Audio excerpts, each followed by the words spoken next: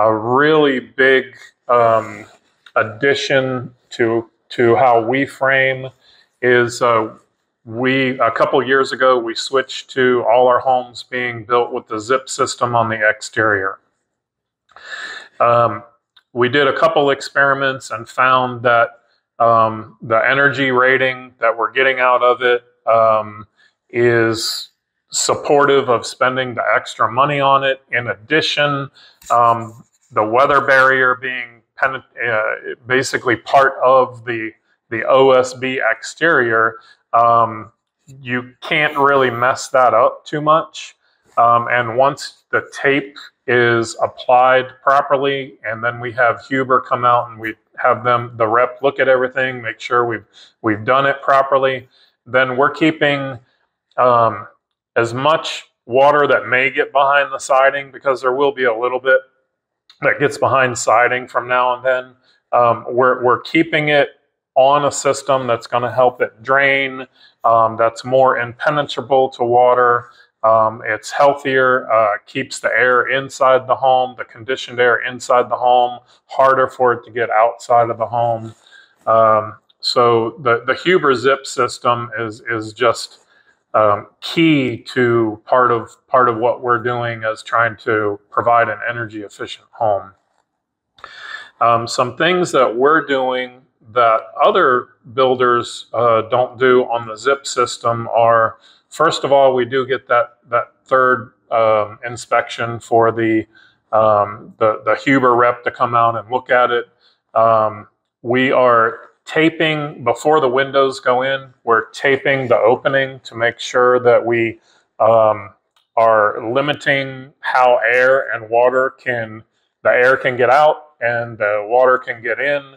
And then when the windows are put in, they're flashed on the outside also. So basically it's, there's a lot of people refer to it as the belt and suspenders. You're doing everything you can to make sure you're keeping the water out and you're trying to keep it airtight.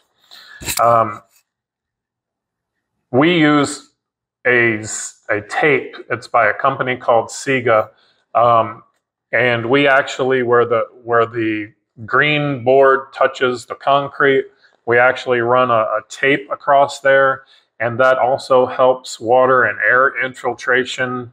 It also keeps a lot of bugs out. So, bugs are going to get into the tiniest crack. We're trying to find any tiny crack. We're trying to seal it. We're trying to limit any of that, because if air, a bug, water can get in, it's damaging your home somehow. So those are the key factors to how we frame, and a lot of different things that we do that other people don't do. And most of this is not needed for code. So a lot of what we're doing is above and beyond code. That was actually my next question. When I look at all these different things that you're doing, especially with the framing and the way that you're making all these upgrades, how common is it to see a builder in your price range that's doing all of these things, or even some of these things? It's not common at all. We use the same crews over and over, but we also know a lot of other crews, and the crews that we use, of course, are not exclusive to us.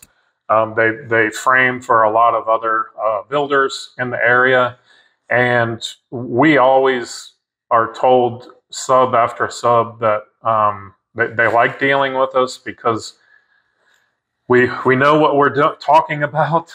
We know what we're trying to achieve, and we let them know up front what they need to do to achieve it, and we work with them. And I know, for a fact that there's maybe one other person in this entire region that does something similar, but again, we're a little different on the way we approach things. But one out of, I don't know, there's 50 or more builders in the area. So I know we're the only one that is trying to approach it as an overall theme and make sure we're trying to do as many things possible without breaking the bank.